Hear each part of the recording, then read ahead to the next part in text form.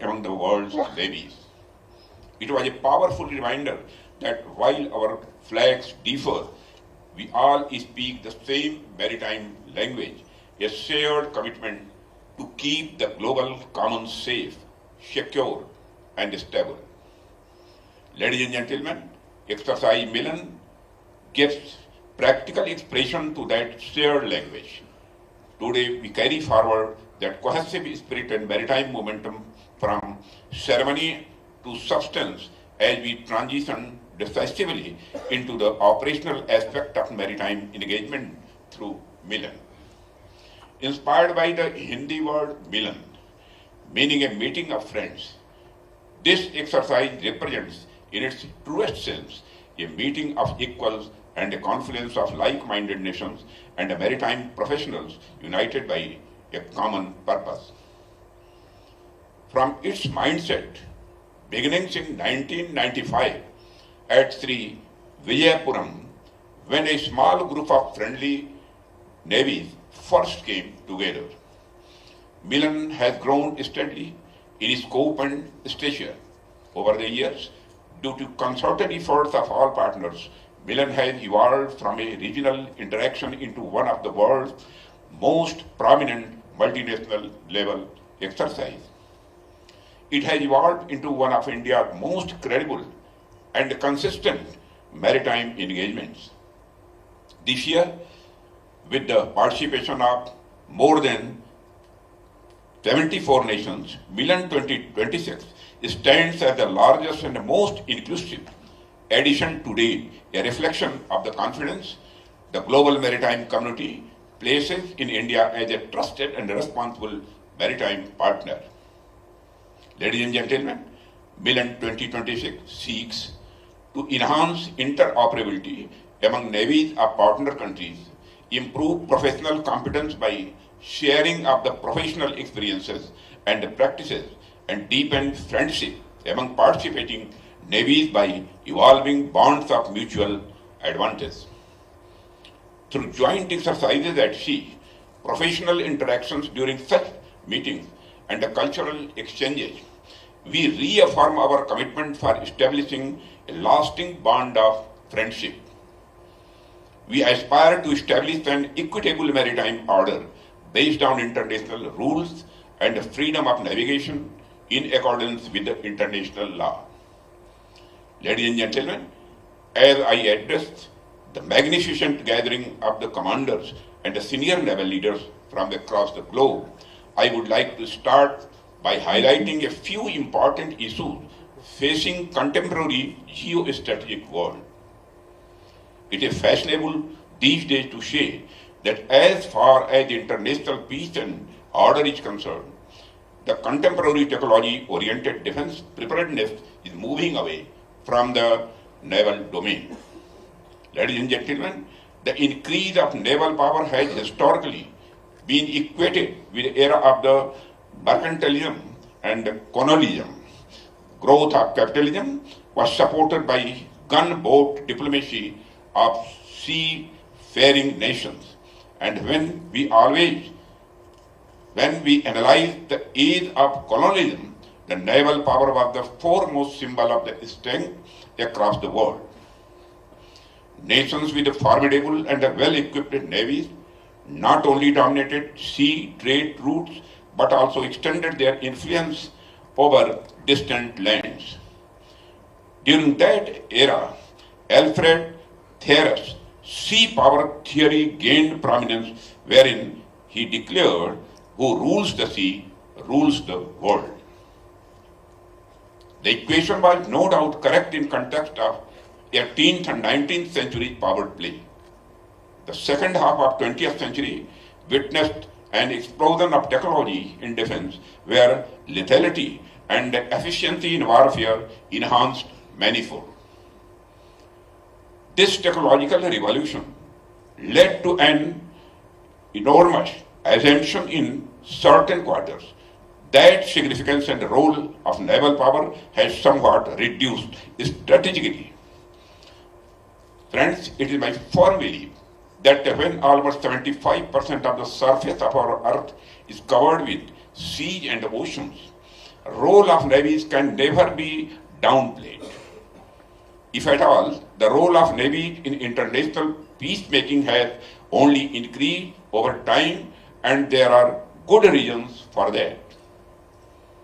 One, there has been an exponential economic growth during the last few decades, leading to massive increase in international trade and transport.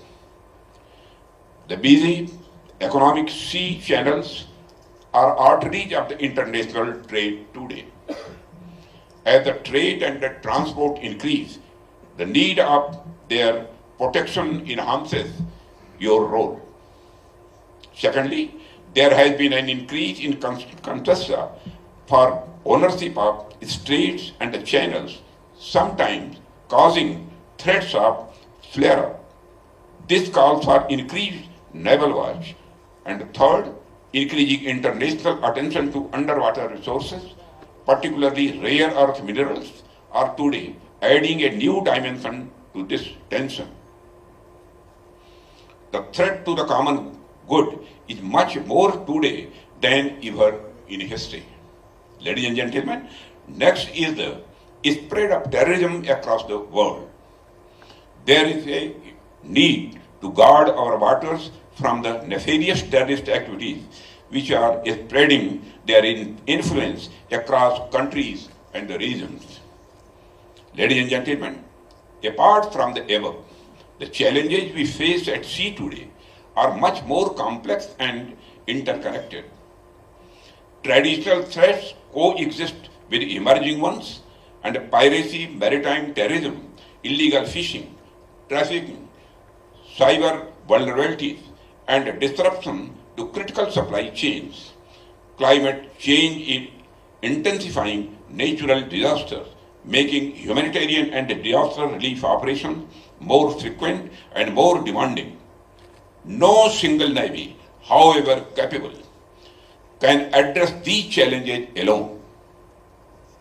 This is why cooperation among the navies is no longer an option, it is an imperative. It is in the context of these issues that the responsibilities of the navies have only increased in recent decades.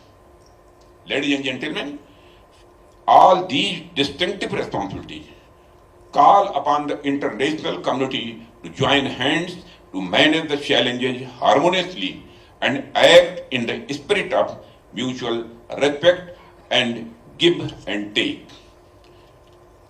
It is here that I would like to give you an idea to ponder over. The United Nations Convention on the Law of Seas, or UNCLOS, provides a robust legal framework for addressing matters related to international waters. UNCLOS provides a comprehensive and a time-tested mechanism for dispute redressal and a peaceful coexistence among the nations. It is my belief that this legal framework can be further strengthened through a comprehensive global naval architecture, one that facilitates information sharing, protects links of the communications, and curbs criminal activities, including terrorism on high seas, along with the usual role of protecting the national boundaries on a global scale. Ladies and gentlemen, when I say this, I am also cognizant of the recent erosion of belief in multilateralism. Today we find that the established international order since the end of Cold War is witnessing an upheaval. The stability of last 60 to 70 years in international order has become uncertain. And we are today in search of the more predictable and certain international system of governance. Platforms like Milan serve precisely this purpose. They bring together professional expertise, build mutual trust, enhance interoperability, and enable coordinated responses to common challenges. When our ships sail together, when our sailors train together, and when our commanders deliberate together, we build a shared understanding that transcends geography and politics and provides an opportune moment to deliberate on this idea of cooperation. Ladies and gentlemen, India has long recognized the need of this cooperation. Accordingly, our approach to the seas, shaped by vision of Sagar, security and growth for all in the region over the last decade, has evolved into Vision Mahasagar, or mutual and holistic advancement for security and growth across regions. This evolution from Sagar, meaning seas, to Mahasagar, or oceans, reflects India's deepening and expanding commitment to engage with partners in the region and beyond. Ladies and gentlemen, India, on its part, has been a willing partner in all efforts to bring the countries together. We have participated regularly in the multilateral engagements and the coordinated patrols. Our forces have responded swiftly to humanitarian crises, from tsunami to providing timely assistance to our neighbors. We have been engaged in many joint exclusive economic zones, surveillance, and hydrographic assistance and support missions in times of cyclones. As a true Vishwamitra, or a trusted global friend, we will continue to play a constructive and dependable role in the region. And we believe that holistic maritime security and a mutual prosperity are indivisible and can only be achieved through cooperation, trust, and a shared commitment among like-minded nations. Ladies and gentlemen, I would urge all our friends and partners to make the most of the professional and the social engagements scheduled ashore and at sea to build and renew interpersonal and institutional bonds while leaving behind a lasting wake of fond memory. To the officers and sailors of the Indian Navy, particularly those of the Eastern Naval Command, and to the Andhra Pradesh State and Visakhapatnam City Administration supporting this event, I commend your unwavering dedication and efforts. To conclude, I wish Milan 2026 every success. Thank you. Jai Hind.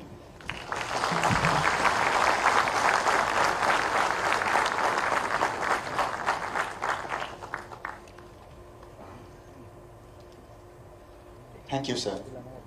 May I now request the Chief of the Naval Staff, Admiral Dinesh K. Tripathi, to felicitate the Honorable Raksha Mantri, Shri Rajnath Singh, on this momentous occasion.